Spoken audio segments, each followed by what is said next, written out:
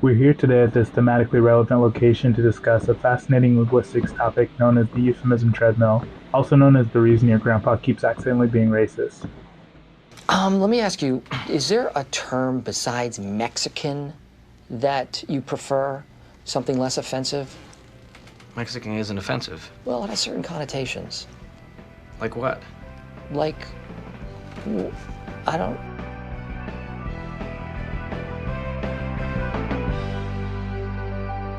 This scene perfectly encapsulates a super fascinating linguistics concept known as the Euphemism Treadmill. To understand exactly what it is and how it works, we need to get two important definitions out of the way.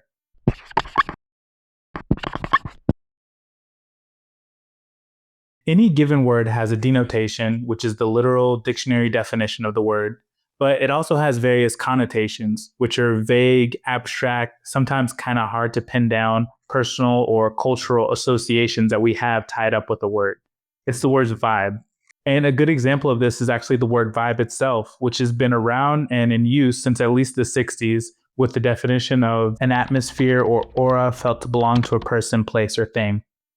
And while that's been the denotation since the 60s, its connotations were always heavily tied with New Age or hippie culture. Well, it has certain connotations. But as we can see, the word itself has had a dramatic rise in usage lately. And I think we can all agree in our personal experience, we can see that it's nowadays used both in New Agey contexts, but also by people who we wouldn't necessarily think of as hippies. Onlinevibes.com and browse our wide selection of handmade soy-based candles infused with crystals and essential oils. It definitely has a lot of vibes to Hurricane Charlie in 2004. In other words, it's experienced a subtle shift in its connotation.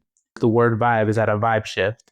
And the thing is, these subtle shifts are happening all the time, constantly with words, both in their literal dictionary definitions and in their connotations. Now, when a word has negative connotation, we tend to come up with substitute words or expressions to avoid referring to that concept directly.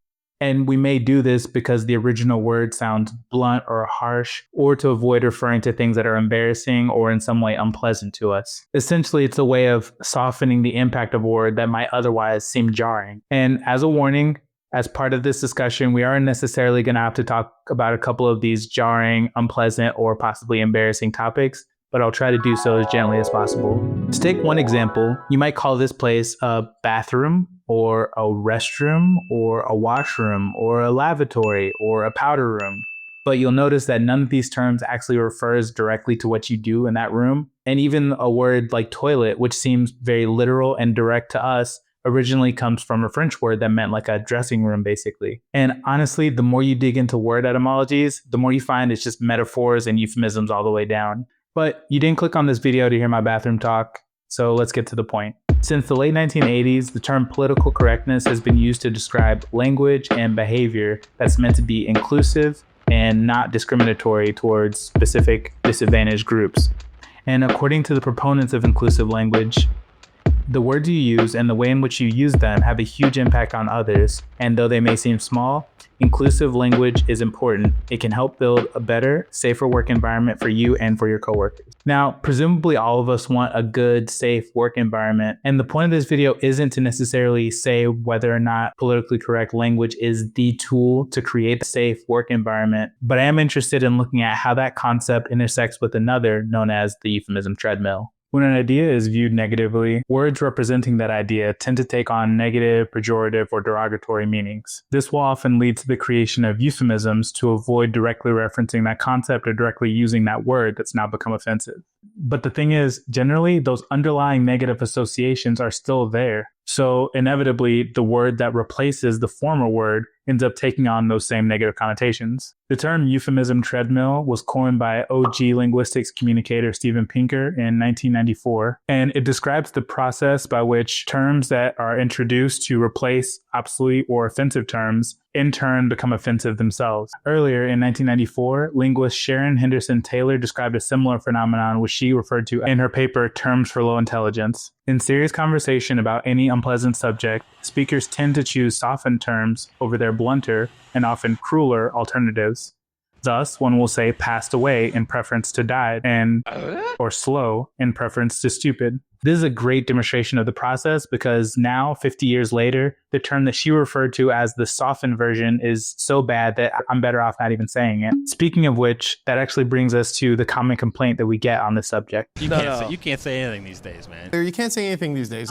And how you can't say anything these days. Let's take a look at a semi-recent example of how the shifts caused by the euphemism treadmill can have serious consequences. In Game Change, a new book out this week, Reid is quoted as saying Barack Obama could win because he's a light-skinned African-American with no Negro dialect. Yikes. So those comments were obviously jarring even in 2008. But now, 17 years later, it seems insane that someone who looks like this would dare use the word Negro. But has that always been the case? Well, interestingly, in an essay in 1928, W.E.B. Du Bois actually argued for the usage of the word Negro. But why seek to change the name? Negro is a fine word. Etymologically and phonetically, it is much better and more logical than African or colored or any of the various hyphenated circumlocutions. So in the US, the term colored had been replaced by the word Negro, which was then accepted basically by everyone throughout the 20th century, including Black artists and Black civil rights leaders. And as a matter of fact, it was even still in official use in census documents 3 years after the quotes from Harry Reid were published in that book. But eventually the term was deemed offensive and it was replaced by terms like Black and African American. And at the risk of over-explaining the metaphor, I think we can see how a treadmill serves as an appropriate representation of this process because while it gives the perception of moving forward, in reality, things are fundamentally remaining the same. And interestingly, in that same essay, he describes the concept this way. Names are only conventional signs for identifying things. Things are the reality that counts. If a thing is despised, either because of ignorance or because it is despicable, you will not alter matters by changing its name.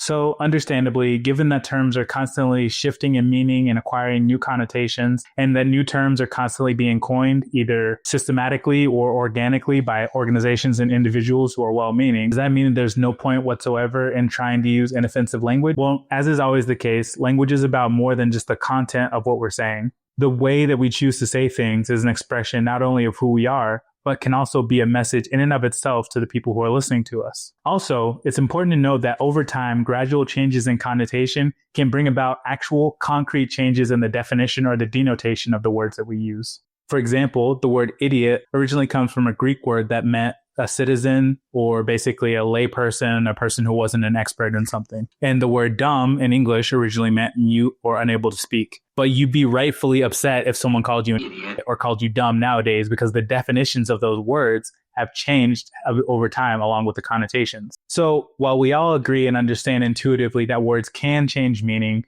and that over time a word that was once inoffensive can grow to be offensive, we're not all on the same page about when that happens with any given word. And unfortunately, if you're too late to get the memo, you run the risk of inadvertently hurting people's feelings.